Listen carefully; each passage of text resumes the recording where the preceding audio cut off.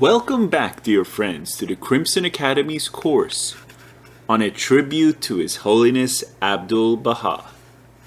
Dear friends, we're picking back up on Hassan Baliuzi's immortal work, Abdu'l-Baha, the Center of the Covenant of Baha'u'llah.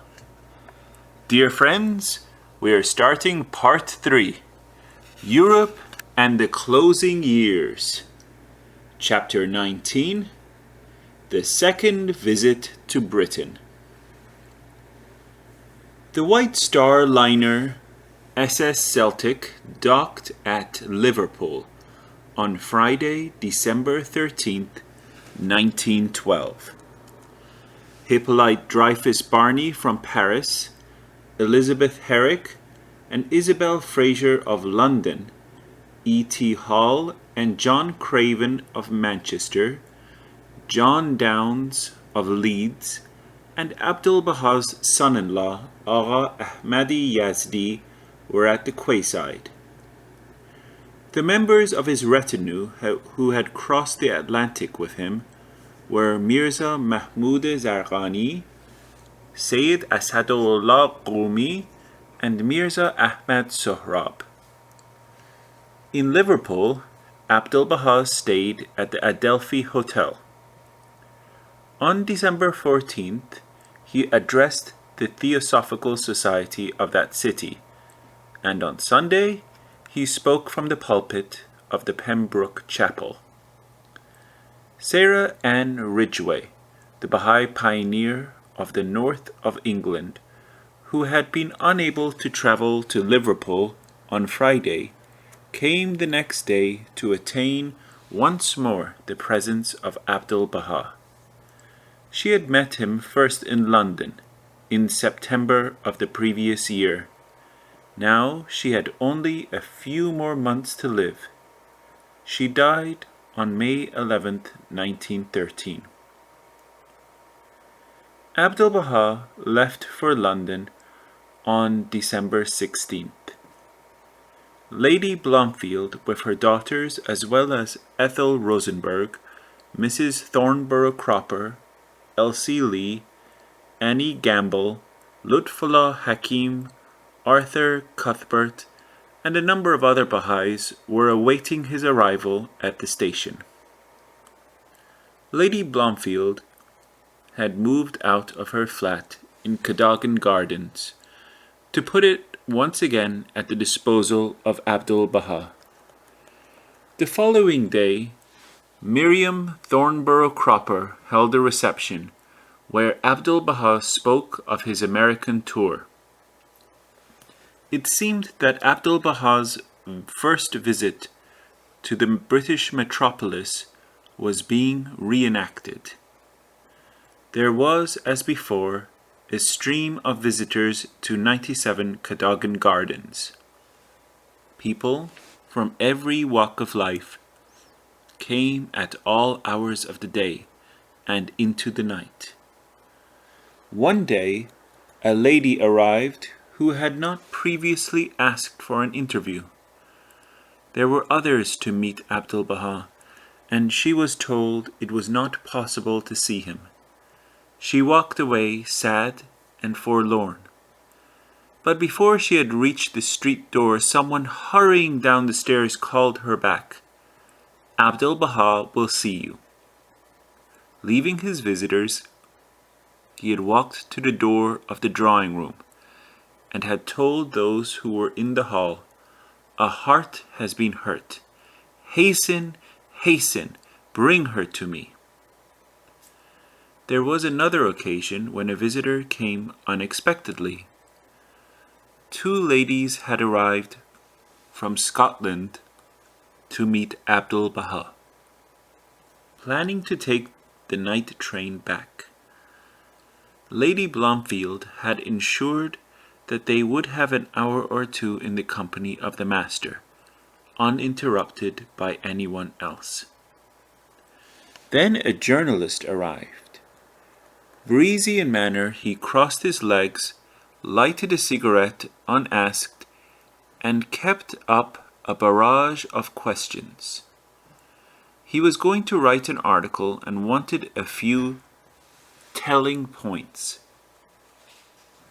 Lady Blomfield and the ladies from Scotland were shocked, indeed scandalized.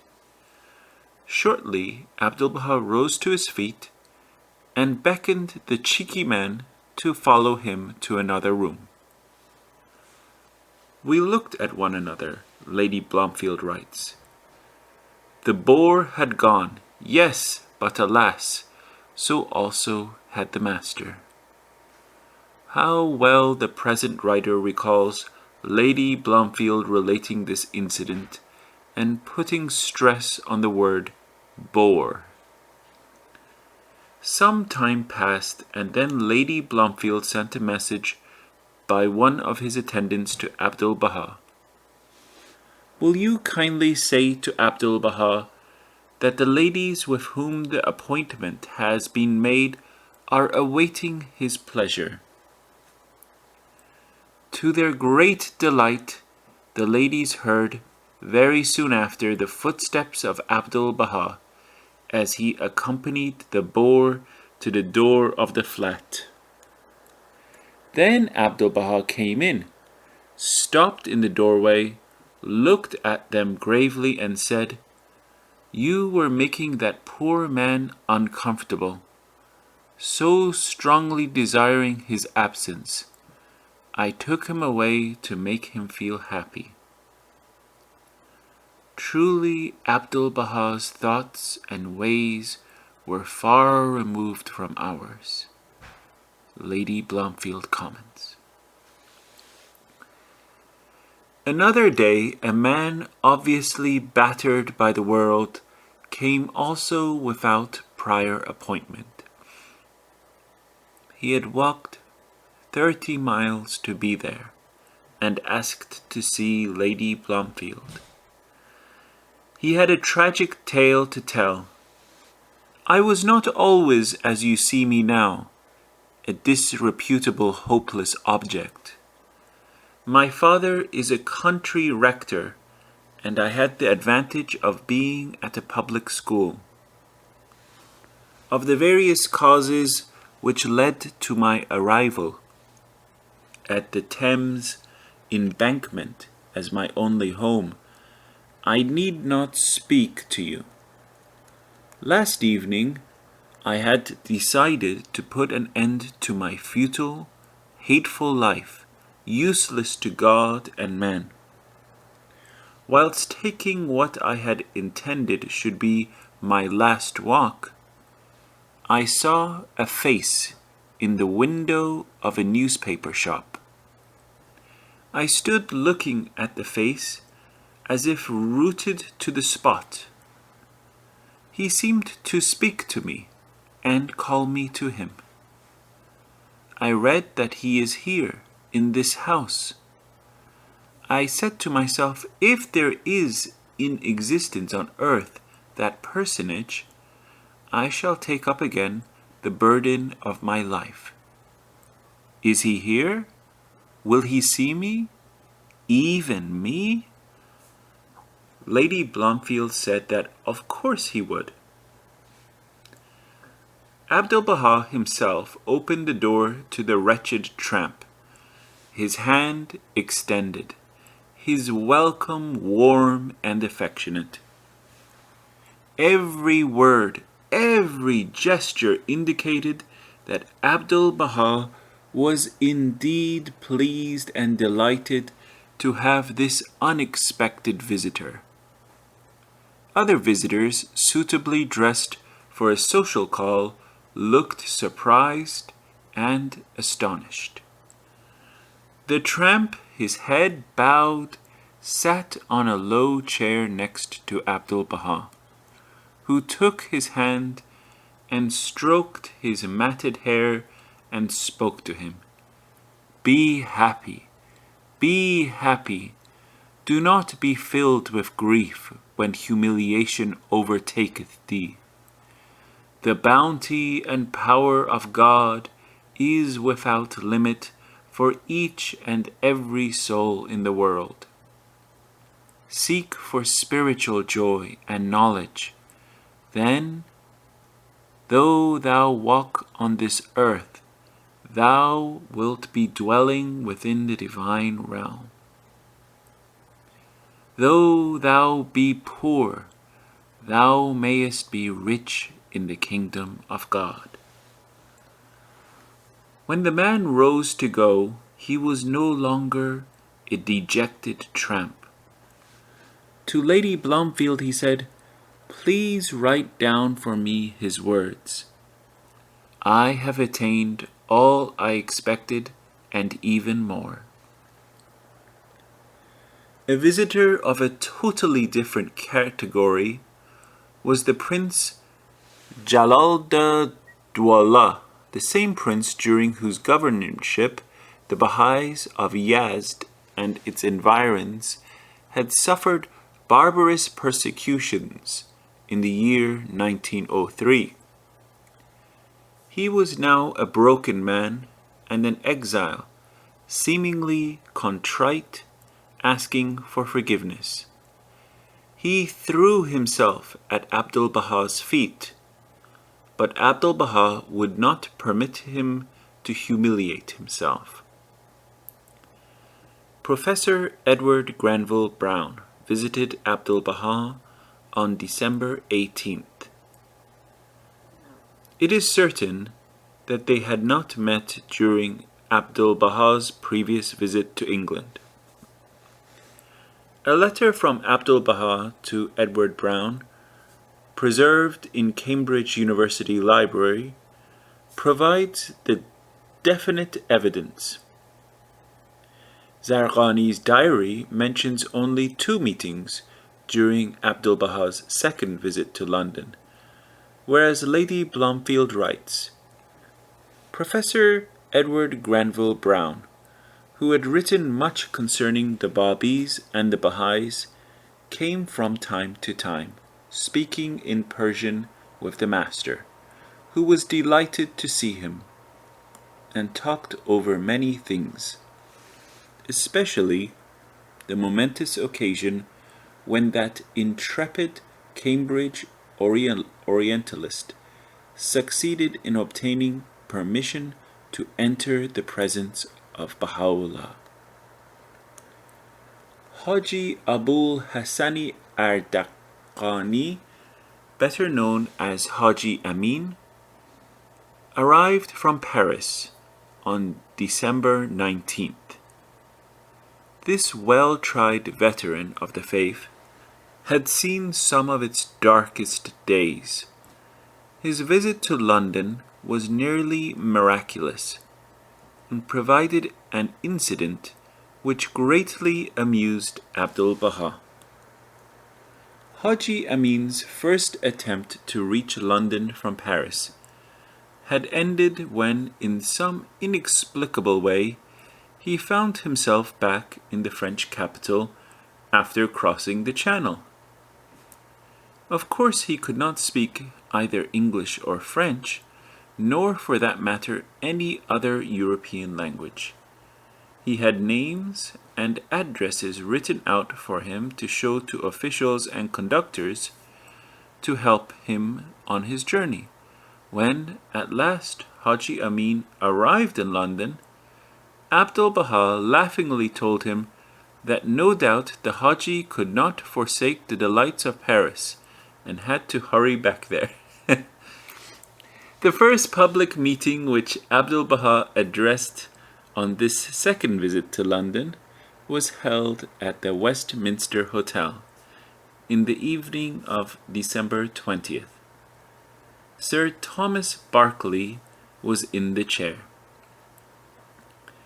Mrs. Despard, the famous suffragette leader, was present, and after Abdu'l-Baha had given his address, both she and Alice Buckton spoke to express their gratitude and appreciation.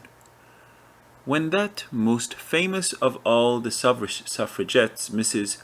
Pankhurst, visited Abdu'l-Baha and referred to him as a prophet, he said with a broad smile, "Oh no, I am a man like you." A number of suffragettes who called on him on another occasion were strongly advised to desist from violence and to observe moderation. That was his counsel at all times. Mushirul Mulk, the Persian minister in London, visited Abdu'l-Baha in the afternoon of December 20th. Abdu'l-Baha told him of his work in America, winning everlasting victories which shall bring unfading glory to the peoples of the East. Dost Muhammad Khan, the Mu'irul Mamlak, son-in-law of Muzaffar-ed-Din Shah, which reigned from 1896 to 1907, and a prominent member of the Iranian aristocracy, had become so attached and devoted to the person of Abdu'l-Baha that he was always seeking his presence and could almost be counted a member of his retinue. Alice Buckton's mystery play, Eager Heart, had its presentation at Church House, Westminster. Abdu'l-Baha saw its performance on December 22nd. He had never before attended a theatre.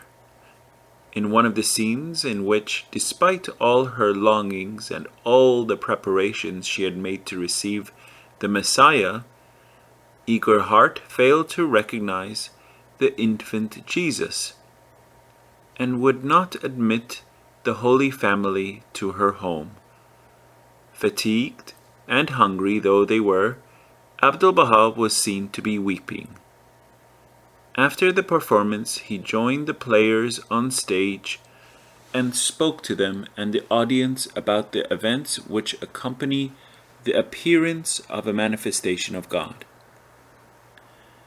That night, after dinner, in the drawing room of 97 Cadogan Gardens, he talked about Christ and his advent, about Christians of early days, and particularly Mary Magdalene. Mary, he said, made her way to Rome, sought out the emperor, and interceded for the Jews whom Pontius Pilate was persecuting for having misled him to condemn Jesus to death. Christians, Mary told the emperor, did not desire revenge. She begged him to send orders to Pilate to cease persecuting the Jews, and the emperor complied with her wishes. Nearly a month later, in the evening of January 17th, Abdu'l-Baha told Gabriel Enthoven, "I will give you a play. It shall be called The Drama of the Kingdom."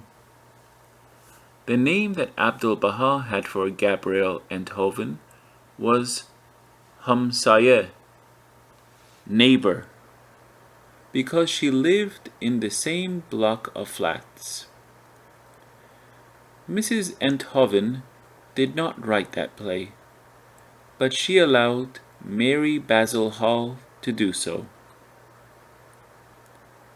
Reporters had a long interview with Abdu'l-Baha on Christmas Eve. As usual, they wished to know where he had come from and why he was there in London.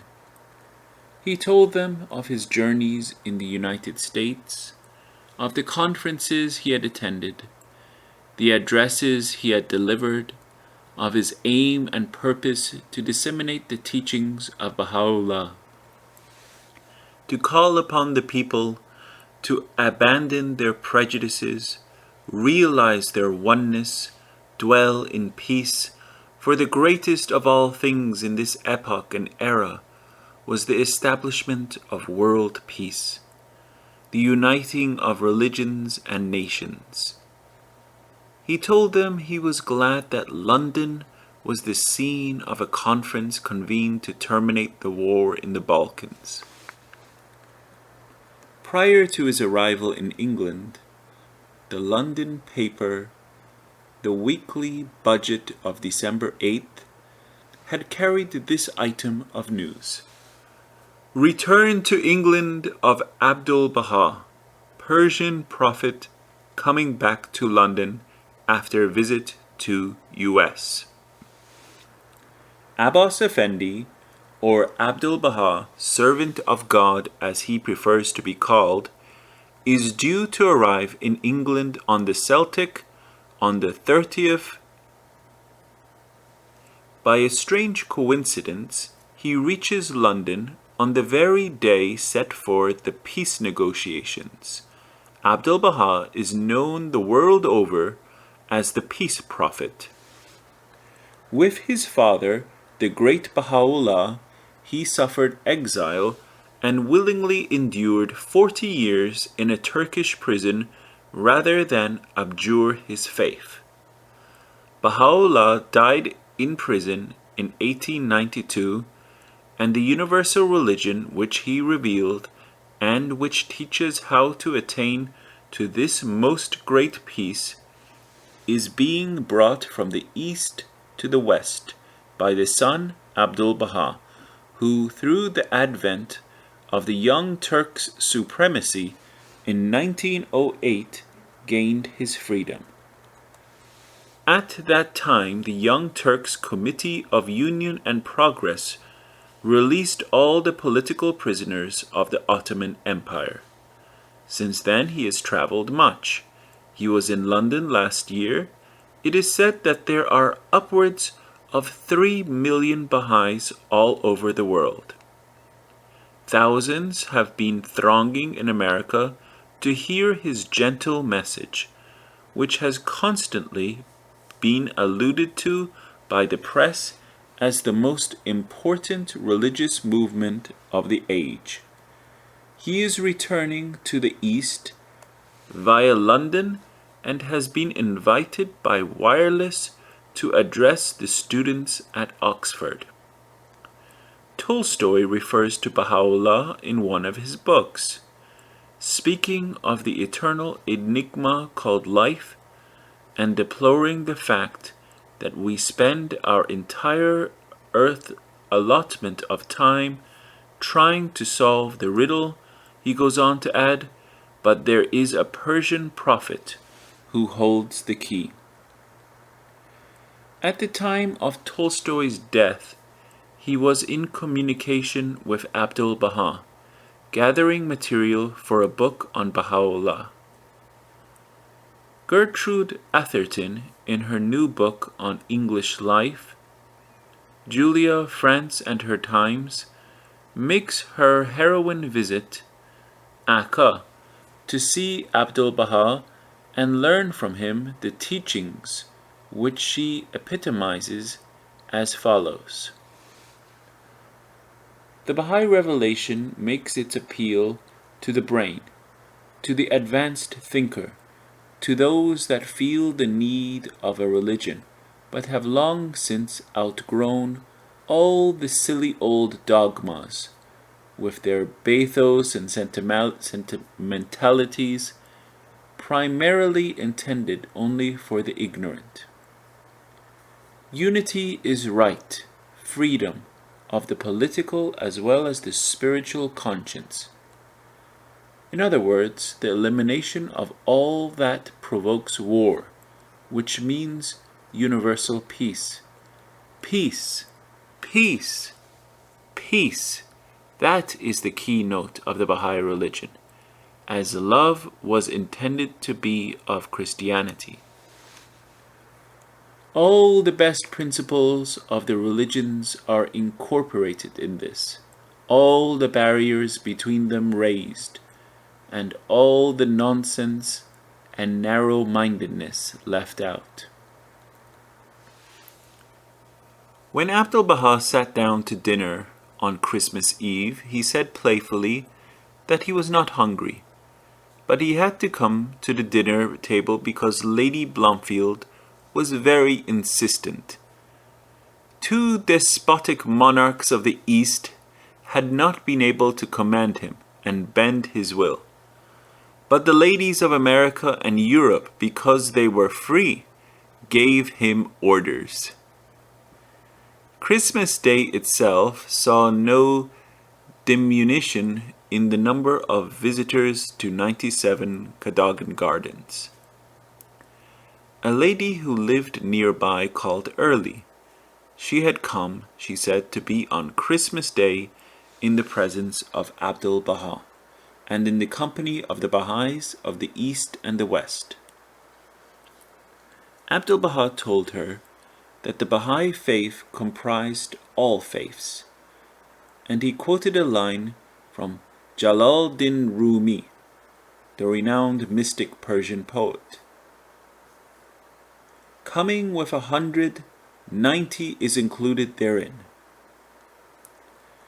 Later on, Christmas Day, he visited Lord Lamington.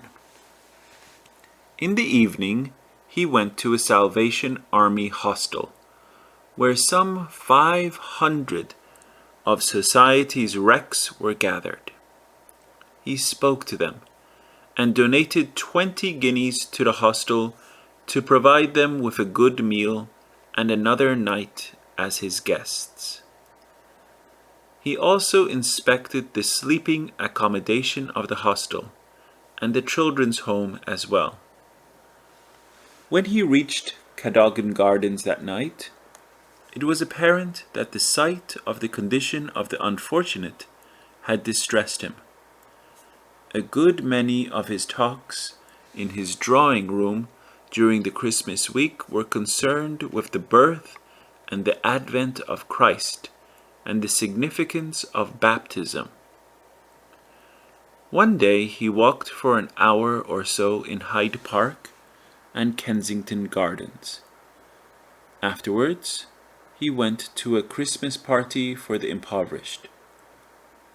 Wherever he came across children, he showed them such kindness and consideration that some of them thought he was Father Christmas and sang a song in his praise.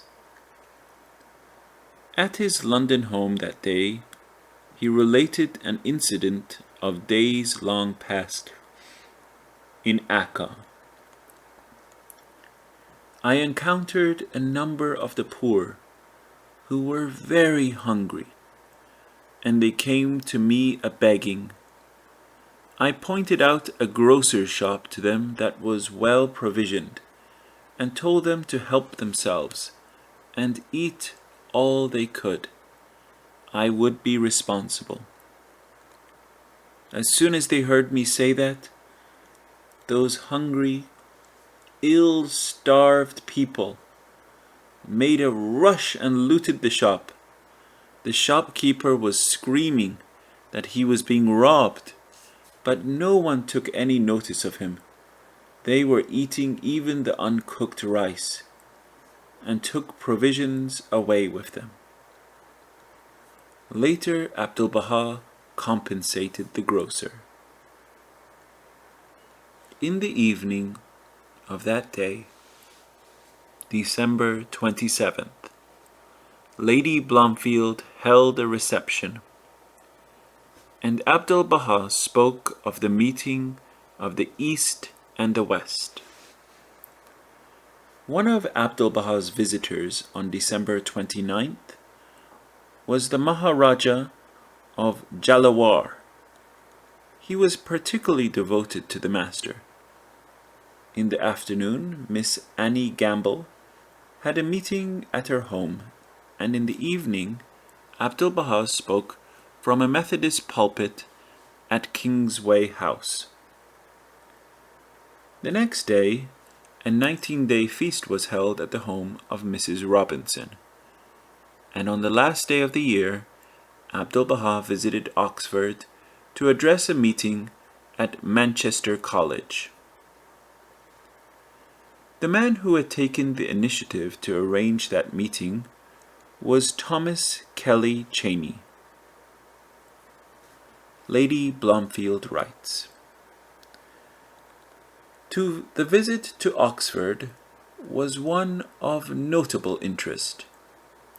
The meeting between Abdu'l-Baha and the dear revered higher critic, Dr. T.K. Cheney, was fraught with pathos. It seemed almost too intimate to describe, and our very hearts were touched as we looked on and realized something of the sacred emotions of that day. Abdu'l-Baha embraced the doctor with loving grace and praised his courageous steadfastness in his life's work, always striving against increasing weakness and lessening bodily health. Through those veiling clouds the light of the mind and spirit shone with a radiant persistence. The beautiful loving care of the devoted wife for her gifted invalid husband touched the heart of Abdu'l-Baha. With tears in his kind eyes, he spoke of them to Mrs. Thornborough Cropper and myself on her way back to London. She is an angelic woman, an example to all in her unselfish love. Yes, she is a perfect woman, an angel. This lady was Elizabeth Gibson Cheney, the very specially gifted poetess. And Mirza Mahmud Zarqani writes, on arriving at Oxford, the master first went to visit the above-mentioned professor, and conversed with him with utmost kindness, and he showed the master his writings about the faith, which he was continuing despite his illness.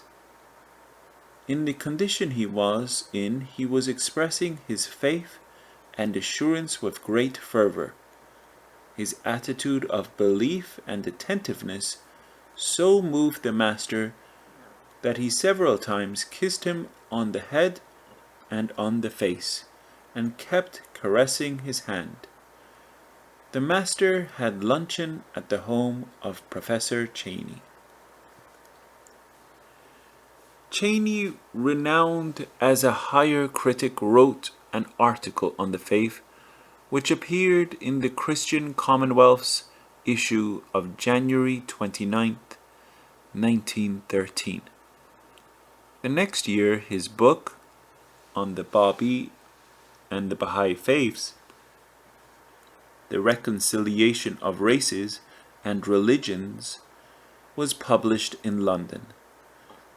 The chapter on Abdu'l-Baha had the heading, Ambassador to Humanity.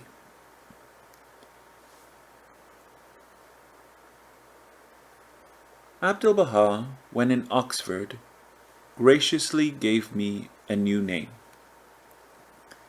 Evidently, he thought that my work was not entirely done, and would have me be ever looking for help to the Spirit, whose strength is made perfect in weakness. Since then he has written me a tablet, from which I quote the following lines. O thou, my spiritual philosopher, thy letter was received. In reality its contents were eloquent, for it was an evidence of thy literary fairness and of thy investigation of reality. There were many doctors amongst the Jews, but they were all earthly. But St. Paul became heavenly because he could fly upwards. In his own time, no one duly recognized him. Nay, rather, he spent his days amidst difficulties and contempt. Afterwards, it became known that he was not an earthly bird. He was a celestial one. He was not a natural philosopher, but a divine philosopher. It is likewise my hope that in the future the East and the West may become conscious that thou wert a divine philosopher and a herald to the kingdom. Dr. J. Eslin Carpenter, principal of Manchester College, presided at the meeting. He paid an eloquent tribute to Abdu'l-Baha, to his work and the message which he had brought to the Western world. Although Abdu'l-Baha's visit coincided with the Christmas vacation, a large audience gathered to hear him speak. Abdu'l-Baha spoke in particular of the place of science in the life of mankind and of the supernatural which has dominion over nature. Afterwards, no one had any questions to put to him. They were well content. Many of the academics met Abdu'l-Baha later at the home of Dr. and Mrs. Cheney. He returned to London in the evening. Mrs. Despard and a number of her colleagues in the suffragette movement arranged a meeting on January 2nd to hear Abdu'l-Baha. Mrs. Despard herself spoke first to present a brief history of the faith. She mentioned Tahereh as a pioneer. Lady Blomfield, too, spoke at that meeting. The Theosophical Society was the venue of Abdu'l-Baha's public discourse the next day. On January 6, he travelled to Edinburgh. For this journey, Lutfullah Hakim joined his retinue. Abdu'l-Baha was invited to Edinburgh by Dr. and Mrs. Alexander White, an invitation which had its origin in Mrs. White's visit to Akka in the year 1906. She wrote an account of it for the 4th volume of the Baha'i World, 1930 to 1932, which reflects so clearly her grasp of the universality of Abdu'l-Baha's teaching that it seems pertinent to quote it here.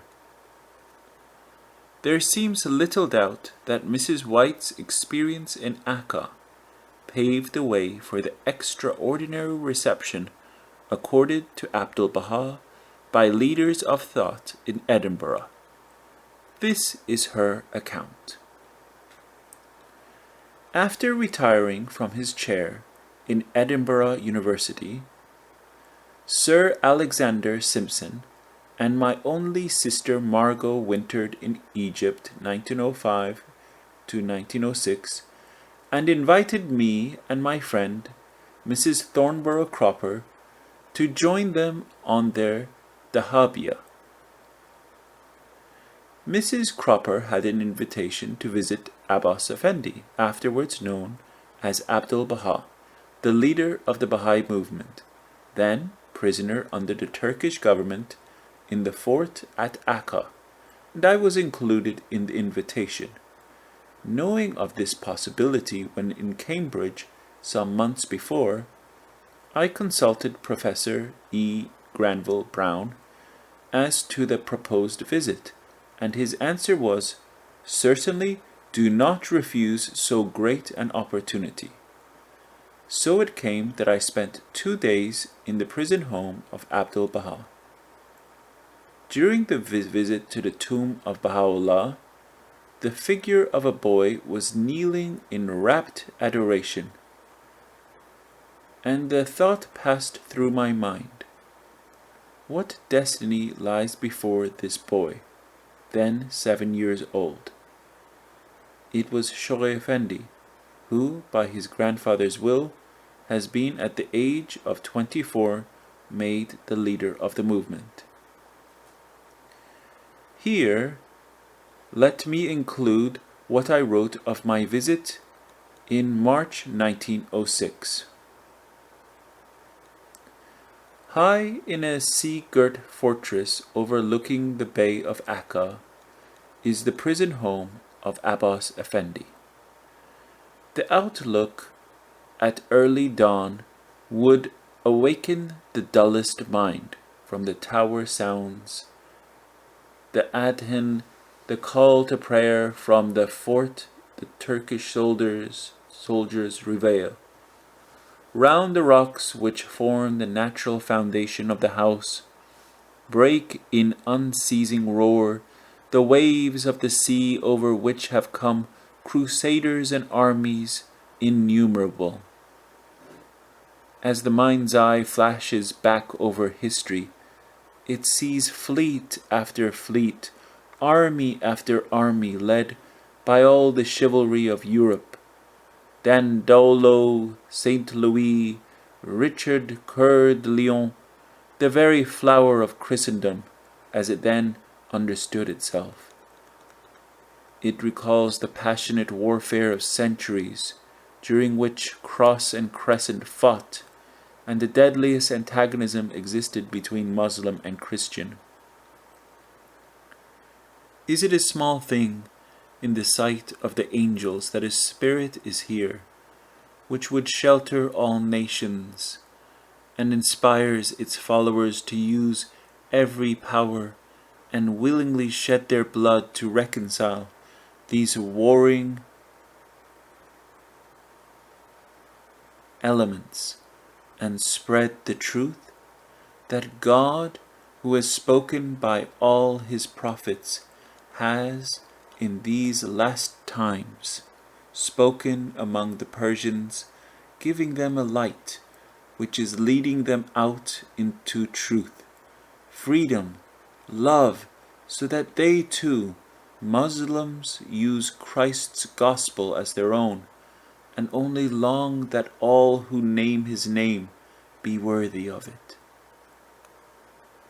The pilgrim to Akka is asked many questions on his return. Is this a prophet? A manifestation of divinity? In seeking an answer, we must remember how easily, how constantly the East has ever used these names. And we must ask ourselves, what do we recognize as divine? Is it enough of divinity to see love made perfect through suffering, a lifelong patience, a faith which no exile or imprisonment can dim, a love which no treachery can alter, a hope which rises a pure, clear flame after being drenched by the world's indifference through lifetime? If that is not divinity enough for the world, what is? There is no magic here. A material world today is too fond of seeking after magic. No magic, but the old magic of faith, hope, and love. Or you ask, is this a progressive movement? A step forward in the history of the world? Surely there can be no question as to the answer, for what do we find here? In the heart of a Turkish country and at the center of Mohammedan power, that most conservative cast iron of systems, conserved in a faith which is passionate, fierce, fanatical to the death, there to find preached freedom, education at all costs, absolute equality of men and women, the frank recognition of the value of Christian truth, the teaching that God has revealed himself in all faiths, the love of God, and the brotherhood of all nations.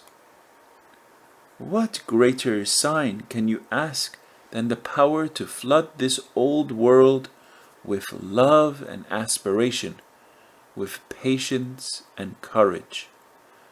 Where formerly, after a foreigner had sat at table and used the cups, they must be broken, so great was the sense of contamination. Now all are lovingly welcomed. Everything is shared with love, warm, kindly, sympathetic love, and without money or price. Ah, that the Western world will understand, if it understands nothing else. Without money and without price, without bakshish, the curse of the East, not the meanest servant would touch the pilgrim's money. Is that divine enough for our cold Western hearts, who understand not the East, with its mystical longing, its patient, age-long brooding after the mystery of life? The Roman legions thundered by. She plunged in thought again. O East is East, and West is West, and never the twain shall meet. Not in Kipling's way will they meet, not in fleets and ironclads and armies, not in the sergeant drilling Pharaoh's army.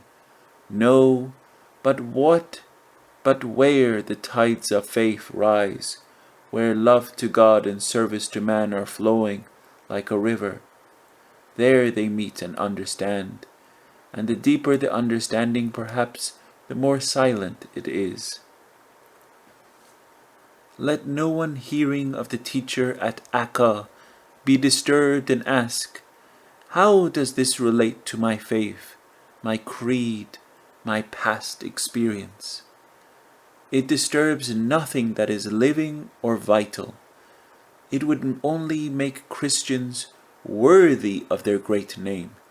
But let everything that is dead, formal, Pharisaic, beware, for their day is over. After the visit to the tombs, the pilgrim will visit Bahji, the garden where Baha'u'llah spent his days when the Turkish authorities gave him some relaxation of his prison rules.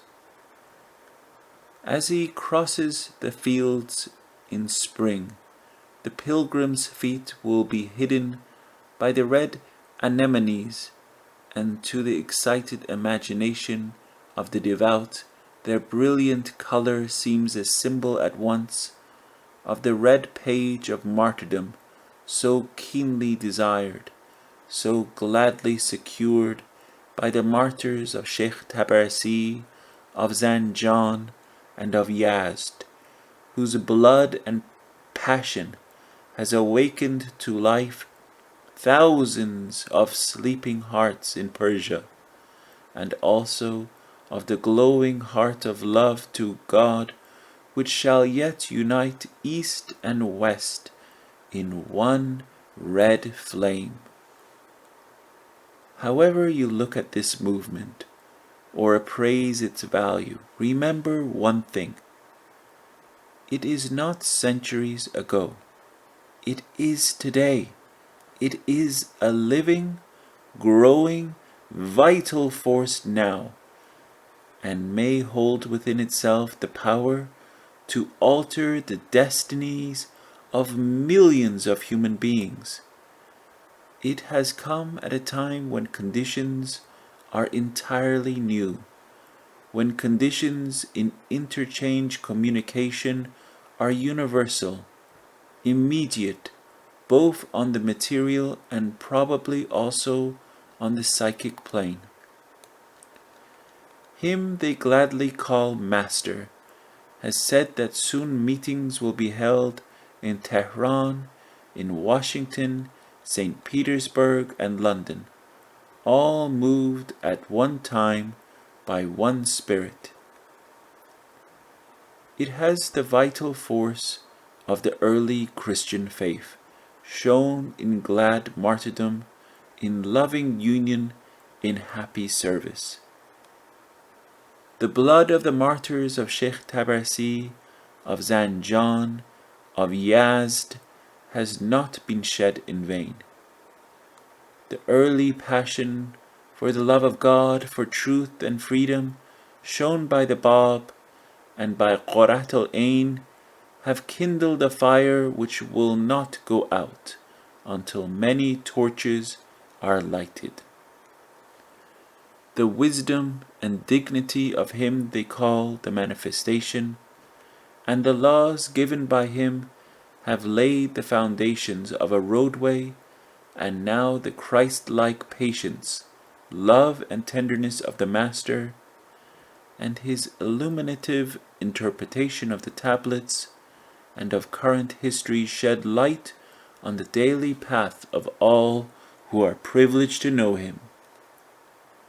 We may be separated in the body, but we may all meet in the spirit. Many of the laws cannot be acted upon at present, under conditions of exile, imprisonment, persecution, daily hazard to life of all concerned.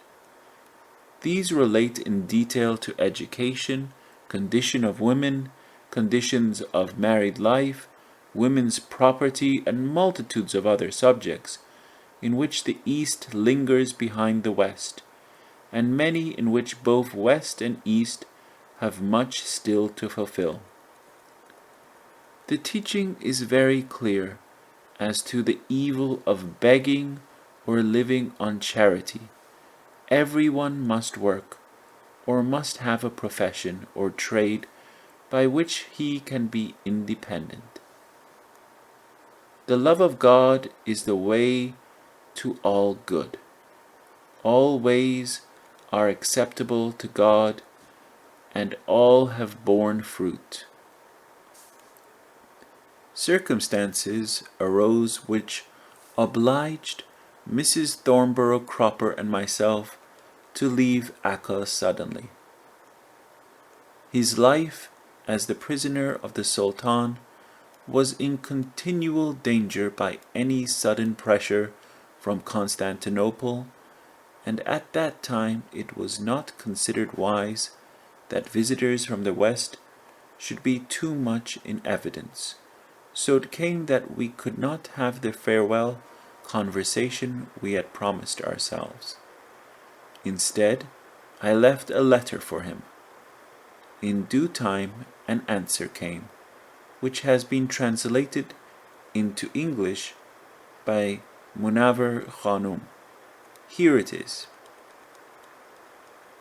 May God illumine her face with the light of his love. O thou who art attracted by the love of God. I have read the letter which you wrote before leaving, and from its contents I became happy. I hope that your inner sight will be opened in such a manner that the realities of heavenly mysteries will become clear and apparent to you. O respected one, all prophets were sent, and Christ manifested, and the blessed perfection also proclaimed the word of God for this aim, that the world of humanity may become a heavenly world, the earthly divine, the dark enlightened, the satanic angelic, and that unity, harmony, and love may be produced between all the people of the world, that the essential union may appear, the foundation of disunion may be destroyed, and that everlasting life and grace may be the result. O esteemed one, reflect upon the world of existence. Union, harmony, and intercourse is the cause of life, while dispersion and disunion is the cause of death. When you look at all the beings, you will see that each being found existence through the mingling of different elements. And when this combination of elements is dispersed and unity is replaced by disunion, that existing being becomes non-existent and annihilated. O revered one, in cycles gone by, though harmony was established, yet, owing to the absence of means, the unity of all mankind could not have been achieved. continents remained widely divided, nay, even among the peoples of one and the same continent association, and interchange of thought were well nigh impossible. Consequently, intercourse, understanding, and unity amongst the peoples and kindreds of the earth were unattainable. In this day, however, means of communication have multiplied, and the 5 continents of the earth have virtually merged into one. Individual traveling to all places and the exchange of ideas with all the people is facilitated and practicable to the greatest degree. It is such that each person, through published news, is able to be informed of the condition, religions, and ideas of all nations. In like manner, all the members of the human family, whether peoples or governments, cities or villages, have become increasingly interdependent. For none is self-sufficiency any longer possible, inasmuch as political ties unite all peoples and nations, and the bonds of trade and industry, of agriculture and education, are being strengthened every day. Hence, the unity of mankind can in this day be achieved. Verily, this is none other but one of the wonders of this wondrous age, this glorious century. Of this past ages have been deprived, for this century, the century of light, has been endowed with unique and unprecedented glory, power, and illumination. Hence, the miraculous unfolding of a fresh marvel every day. Eventually it will be seen how bright its candles will burn in the assemblage of man. Behold how its light is now dawning upon the world's darkened horizon. The first candle is a unity in the political realm, the early glimmerings of which can now be discerned. The second candle is unity of thought in world undertakings, the consummation of which will ere long be witnessed.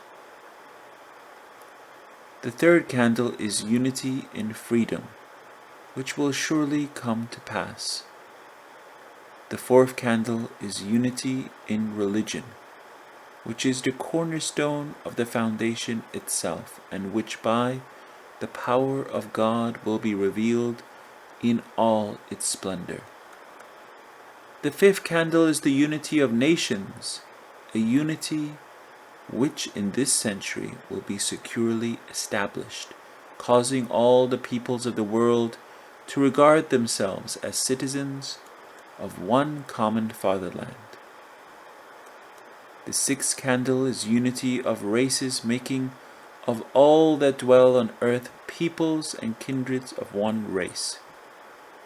The seventh candle is unity of language, the choice of a universal tongue in which all peoples will be instructed and converse.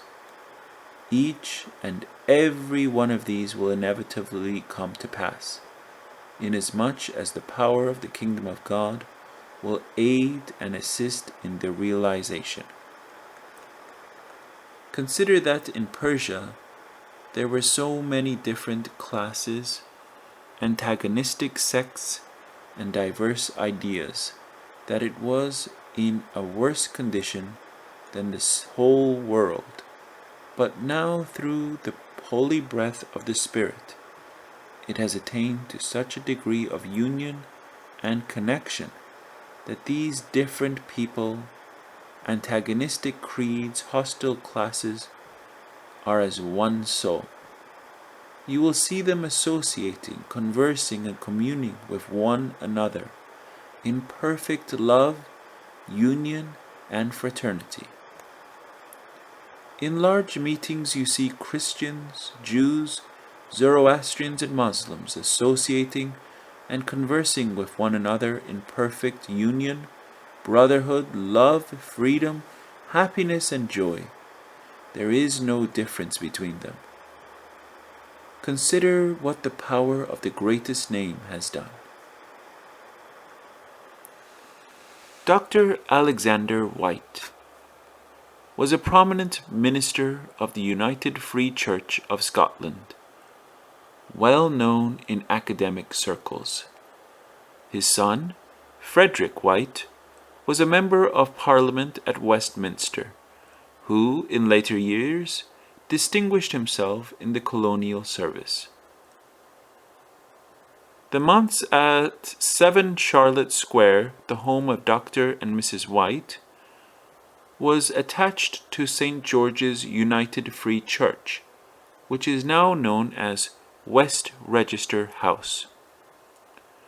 On the train, Abdu'l-Baha told his attendants that they were going to a city where the work of teaching the cause was just starting, and that they should associate with the people with exemplary devotion.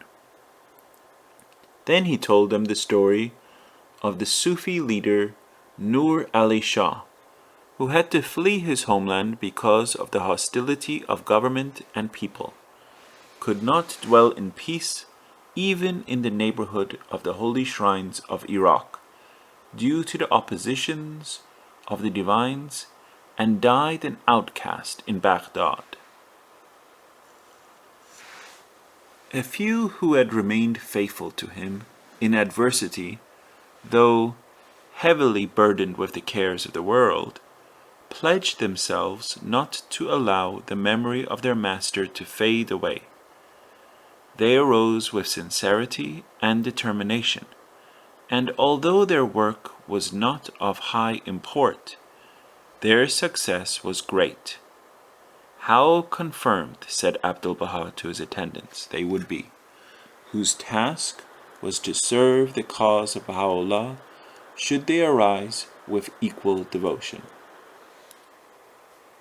Dr. and Mrs. White offered to Abdu'l-Baha the hospitality of their home. He accepted their invitation, but took only one interpreter with him. The rest of his attendants were housed in a nearby hotel. That same evening, a number of the eminent citizens of Edinburgh came to him, and came to Dr. White's home to meet Abdu'l-Baha. The next day, January 7th, he drove in the morning to Castle Hill to visit the Outlook Tower Museum.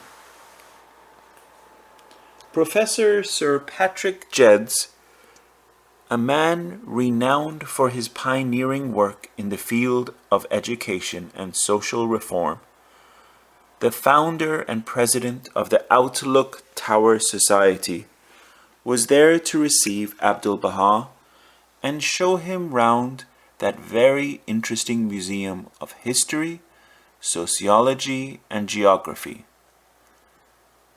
Later in the day, Abdu'l-Baha drove down the Royal Mile and past Holyrood Palace, the ancient home of Scottish kings, and along the equally famous King's Drive. In the evening, he addressed the Esperanto Society at the Freemasons' Hall in George Street.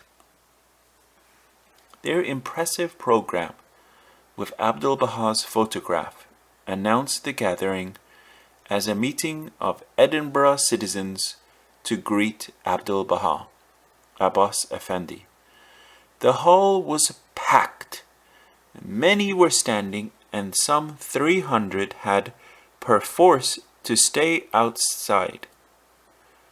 Andrew Wilson, special counselor of the British Esperanto Association, greeted Abdu'l-Baha on behalf of the Esperantists, and the Reverend Dr. John Kelman, who was in the chair, said, The Spirit of God is working far beyond the limits of the Christian Church or of the Christian nations. Christ's revelation, although final, is not yet closed, but is open to receive much interpretation and enrichment as centuries go on. In the West, we have built up a civilization with much in it that is great and splendid, but its vitality has tended to grow feverish. Therefore, let us admire and welcome peace, love, and beauty from whatever land or in whatever tongue they come. Abdu'l-Baha's address was chiefly concerned with an auxiliary international language. Sir Patrick Geddes spoke afterwards to propose a vote of thanks. The months in Edinburgh's beautiful Charlotte Square now resembled 97 Cadogan Gardens in London. Visitors were constantly arriving. In the afternoon of January 8th, a large body of Eastern students came, Egyptians, Indians, and Japanese, from the university. Earlier that evening, Abdu'l-Baha addressed a meeting at Rainey Hall, New College, the Mound, held under the auspices of the Outlook Tower Society. Sir Patrick Geddes presided.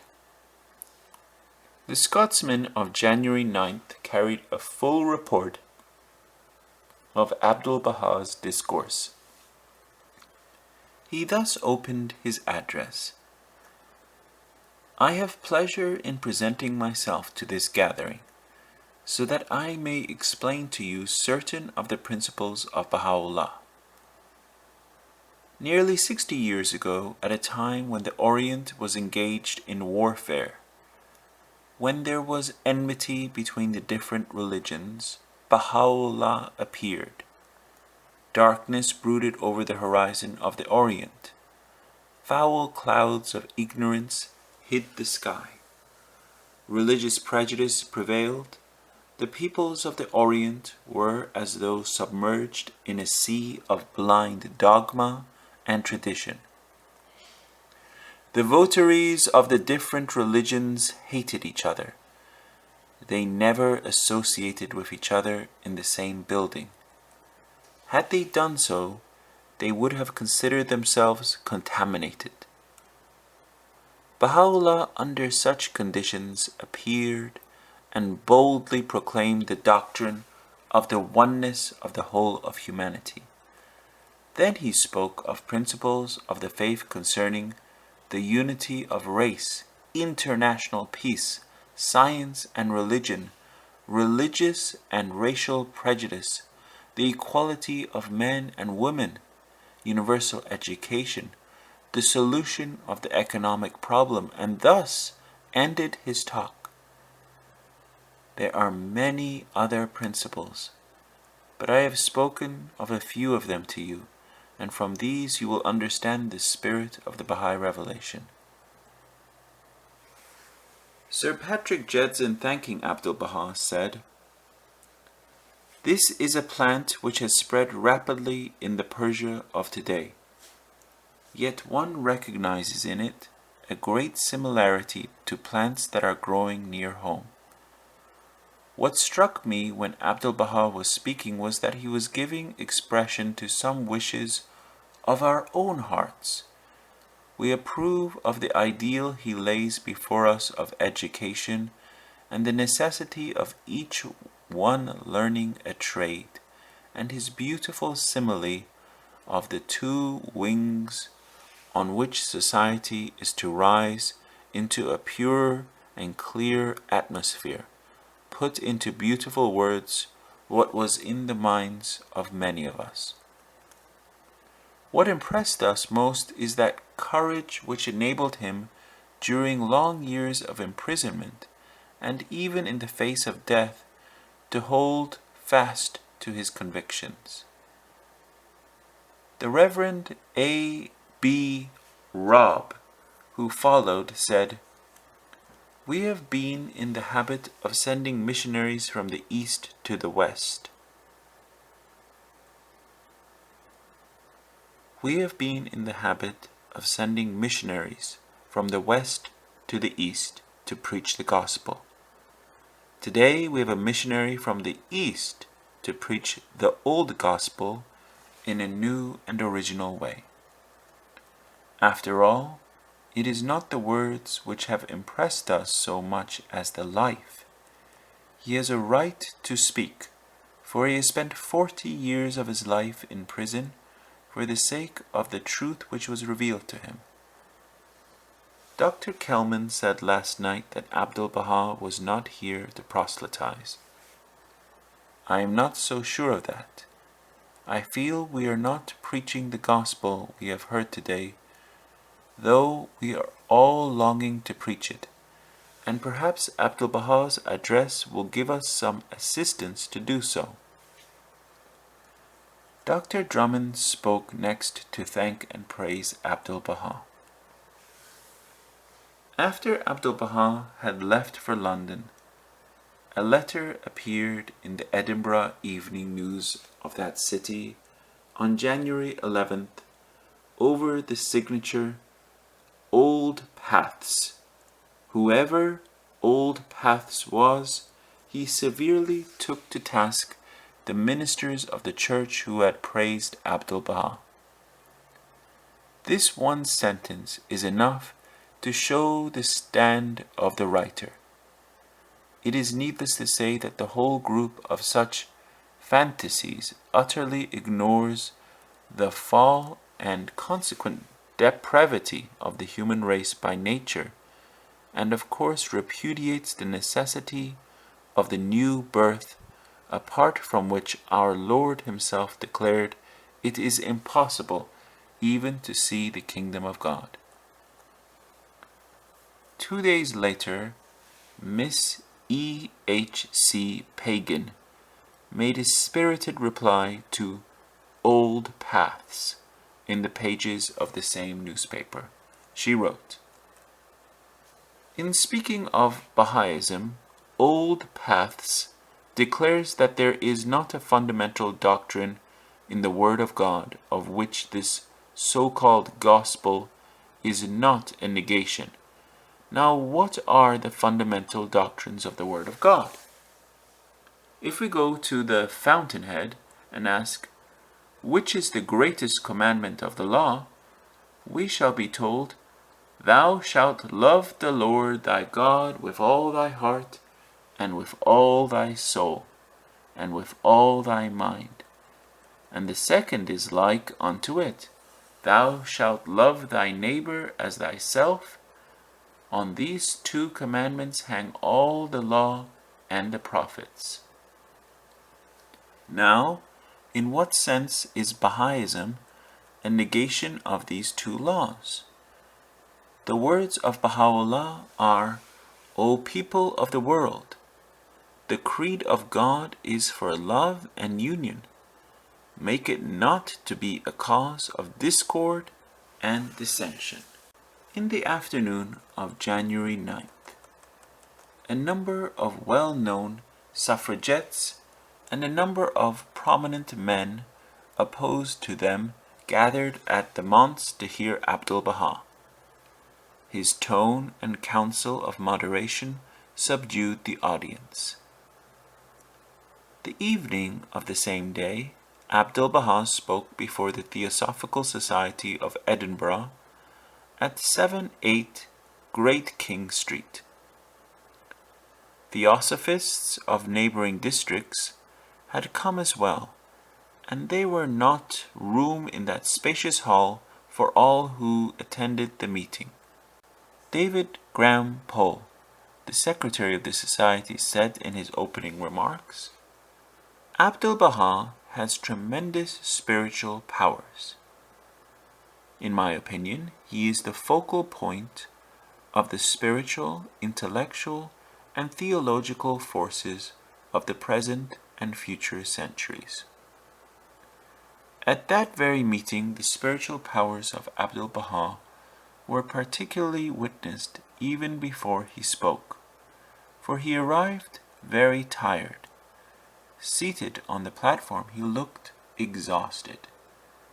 Lady Blomfield writes, "Then, seeming to gather strength, he arose, and with voice and manner of joyous animation and eyes aglow, he paced the platform with a vigorous tread, and spoke with words of great power. He spoke of the renewal of religion from age to age. That night he was the guest of the Theosophical Society for dinner, autographed a number of his own photographs, which some of the members had, prayed for a young couple about to be married who, kneeling before him, asked for his blessing, and wrote this prayer in the Society's book: He is God, O Lord, cast a ray from the Sun of Truth upon this society, that it may be illumined. The next day, Abdu'l-Baha returned to London. Mrs. White wished to meet the hotel bill of Abdu'l-Baha's attendance, but he would not accept her offer. Even more, he donated 10 guineas to a charity sponsored by Mrs. White, and gave a guinea each to the household staff of the Manse. They were overwhelmed by his kind words and attention to them. Tears welled in their eyes. Dr. White had expressed his own feelings the day the Eastern students had come to the Manse. Dear Master, in my time I have had many meetings in this house, but never have I seen a gathering like this. It reminds me of the words of St. Paul that God hath made of one blood all nations of men, and of the words of Christ, they shall come from the east and from the west, and from the north and from the south, and shall sit down in the kingdom of God. On January 11th, Abdu'l-Baha addressed a large meeting at Caxton Hall, Westminster. 2 eminent Persians were present. They marveled at the powers which Abdu'l-Baha had at his command, and at the appreciation and devotion displayed by the Westerners all around them. In the evening of the 40th, Mushir al-Mulk, the Persian minister in London, gave a dinner party for Abdu'l-Baha at the legation. The minister and his staff rejoiced over the news of Abdu'l-Baha's visit to Scotland, the reception accorded to him in Edinburgh, the reports which had appeared in the press. That Abdu'l-Baha had indeed brought glory to the people of the Orient was evident to them all, even as he had described it to the minister in their first meeting. Another dinner party given for Abdu'l-Baha was at the home of Sir Richard and Lady Stapley on January 12th. After dinner in the drawing room, Sir Richard's distinguished guests were addressed by Abdu'l-Baha. Following his address, many questions were put to him. He was asked whether unruly children should receive corporal punishment. His answer was very clear. Not even the animal should be beaten. He was asked if, when a country was in a state of disorder and its people were oppressing one another, the people of another country should intervene to protect the weak. He said that mankind was one family. The earth was one homeland. There must be cooperation and mutual aid and protection. But intervention should be free of self-interest, and sound counsel should aim at reconciliation. During the early part of January, London skies had been very blue, but on the 13th thick fog descended. Abdu'l-Baha spoke at Cadogan Gardens on the darkness of superstitions and imitations which cloud the sun of truth. The next day, Abdu'l-Baha visited the East End of London to speak at a Congregational church. Lady Blomfield writes, "The congregation seemed spellbound by the power which spread like an atmosphere from another higher world." Abdu'l-Baha travelled to Bristol on the 15th and stayed at the Clifton Guest House, which belonged to Mr. and Mrs. Tudor Pole. Dost Muhammad Khan, the Mu'ayyir-ul-Mamalik, accompanied him. In the evening he addressed a meeting in the guest house, well advertised in the newspapers and well attended. Zarghani writes, "In the midst of it all," referring to the great reverence shown towards Abdu'l-Baha by the members of the audience, "I caught sight of Mu'ayyir-ul-Mamalik. I saw him standing, awestruck by the bows and curtsies of those outstanding people of the English nation. He was weeping, tears coursing down both cheeks, and that moved me so much that I was greatly affected, and wept and rejoiced too." In Britain, at large gatherings, I noticed time and again the same reaction from men of his standing, who kept saying, "What great glory God conferred upon us! What a sun of grandeur and felicity rose from the horizon of the East! But alas, we did not heed it." Abdu'l-Baha returned to London the next day. Lady Blomfield presented him with a statement regarding the faith and Abdu'l-Baha's presence in London, which she wished to send to King George V, that perchance a meeting between the king and Abdu'l-Baha might be arranged. Lady Blomfield had connections with the court, since her father-in-law, Dr. Charles James Blomfield, Bishop of London, for 28 years had been a tutor to Queen Victoria. Abdu'l-Baha expressed his admiration for the statement and its usefulness, but he advised against sending it to the king. He had come to the West, he said, to meet the poor, not monarchs and noblemen. However, he met any seeker with affection, but had no particular wish to meet the rulers. Moreover, he said, such moves could be misunderstood and misconstrued and might create alarm. On January 18th, Abdu'l-Baha went to the mosque at Woking, Surrey, to speak. Sir Richard and Lady Stapley escorted him there in their automobile. First he had luncheon with a number of Muslim and Christian notables. The mosque itself could not hold the very large number of people gathered, comprising Turks, Indians, Egyptians, as well as British. He had to speak in the court outside.